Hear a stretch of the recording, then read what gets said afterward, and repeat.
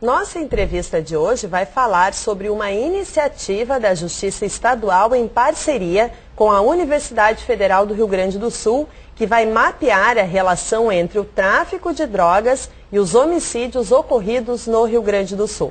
Para isso, nós estamos recebendo a juíza da Vara de Execuções Criminais de Porto Alegre, Adriana da Silva Ribeiro, que é a coordenadora institucional do convênio entre o TJ e a URGS. Doutora Adriana, muito obrigada pela sua presença aqui no programa. Eu quero começar a entrevista lhe perguntando como será realizado esse trabalho conjunto entre o TJ e a URGS. Bom, no ano passado, em setembro ou outubro, eu não me recordo exatamente, o Dr. Luciano Lozecan, que é juiz titular do 2º Juizado da Vara de Execuções Criminais de Porto Alegre, hoje no Conselho Nacional de Justiça, esteve no Pernambuco, no estado em Pernambuco, num seminário internacional que discutia os homicídios. E lá nesse seminário ele encontrou com a doutora Letícia Sabá, que é da URGS, da Universidade Federal aqui do Rio Grande do Sul.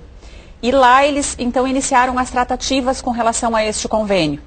Depois que o doutor Luciano foi a Brasília atender o CNJ, então eu continuei as tratativas para isto. Num primeiro momento, a ideia da URGS é tentar mapear o aumento da criminalidade dos homicídios e os crimes conexos a ele. Então, a ideia é tentar traçar um perfil, inclusive com autonomia estatística com relação a isto. E por que essa iniciativa, doutora? Nós entendemos que há um aumento efetivo da criminalidade no Rio Grande do Sul. Muito dos crimes ligados ao tráfico de entorpecentes. A nossa prática diária na Vara de Execuções Criminais demonstra que antigamente os homicídios eram praticados como crime único do preso, então normalmente por motivos passionais ou envolvimentos emocionais com relação à família, mas era o crime único do preso, ele não tinha outro. Então o preso homicida sempre foi considerado o melhor preso para a pena ser executada porque ele era um preso que não dava problema. Mas nos últimos anos isto tem se alterado.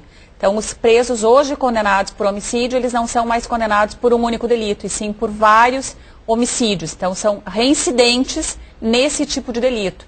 E aí, analisando o contexto em que esses delitos ocorrem, se verifica a ligação com o tráfico.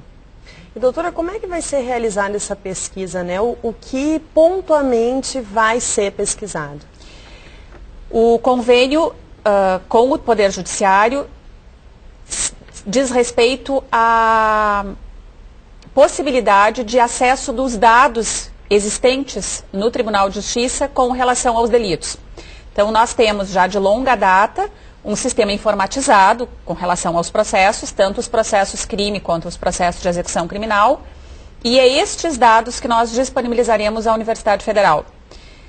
Eles pediram agora recentemente, como primeiro objeto de análise deste convênio, os delitos por data de delito.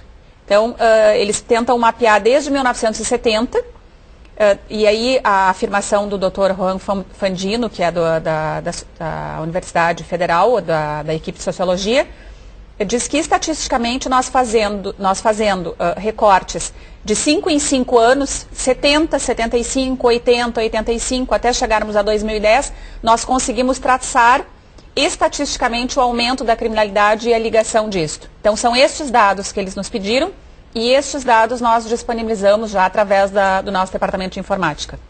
E esses dados também são avaliados pela VEC, esse aumento da criminalidade?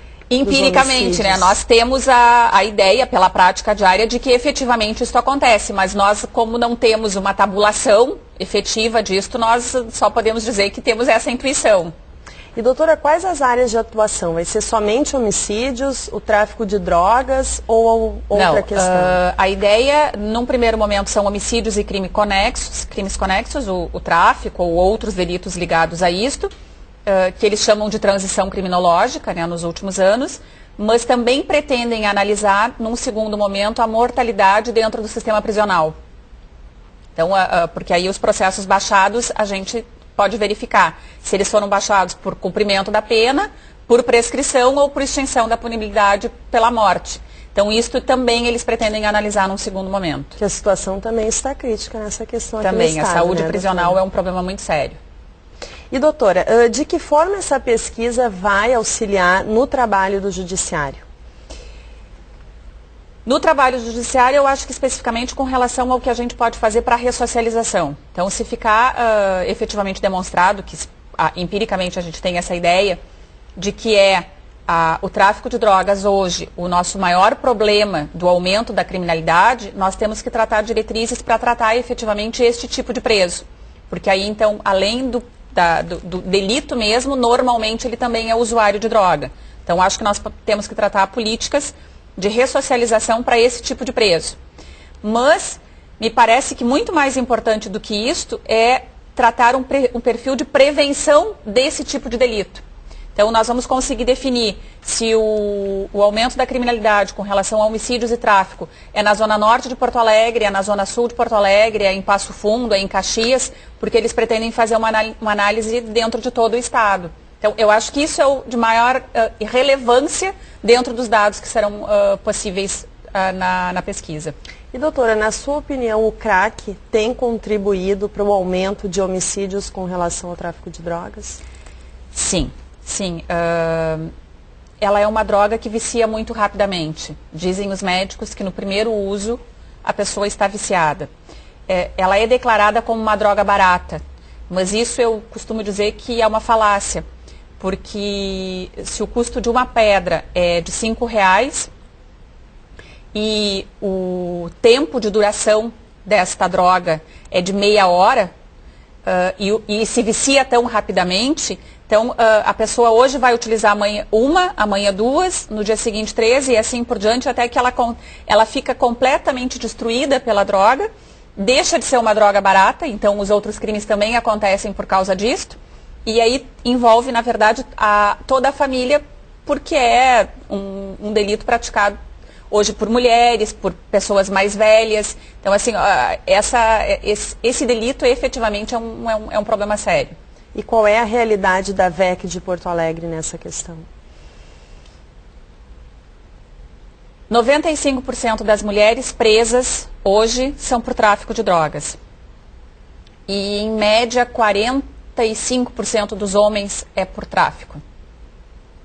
E, doutora, o resultado, né, de todo esse trabalho, dessas pesquisas, de todo esse mapeamento, ele vai ser encaminhado ao governo federal, ao governo estadual, aos órgãos de segurança pública para atuarem na prevenção? De acordo com um convênio, eles ficarão disponíveis para os órgãos conveniados, então tanto para o Poder Judiciário quanto para a Universidade Federal. Mas podem sim ser delegados a esses outros órgãos. Já foi conversado com o presidente do tribunal sobre esse encaminhamento? Não, ainda, com relação a isso ainda não. Se espera que venham os primeiros dados, a gente acredita que em 1 ano, porque a URGS ainda, por se tratar de trabalho de pesquisa, eles precisam primeiro obter recursos para a realização disto.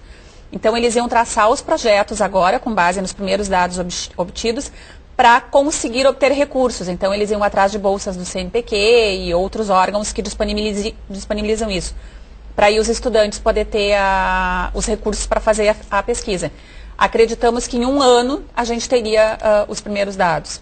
E quanto tempo vai durar esse mapeamento, doutora? O convênio é por 3 anos, podendo ser prorrogado. E, doutora, recentemente a Vara de Execuções Criminais de Porto Alegre também assinou um outro convênio?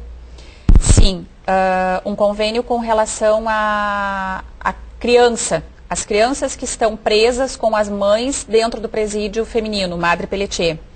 Nós viemos trabalhando lá em conjunto com o Juizado da Infância e Juventude, já faz 1 ano. E verificamos que as crianças que estão ali, elas não são atendidas integralmente de acordo com o que preconiza a própria LEP, que diz que o Estado teria obrigação com os filhos dos presos. E especificamente, então, com as crianças que estão ali recolhidas, junto com as mães, elas nascem dentro da prisão, nós firmamos este convênio para que elas possam ser atendidas extra casa prisional durante o dia. Então, a partir dos 6 meses, elas vão para uma creche durante o dia e aí retornam para dormir com a mãe dentro do estabelecimento prisional. Vão ter o convívio, então, externo que se entende necessário.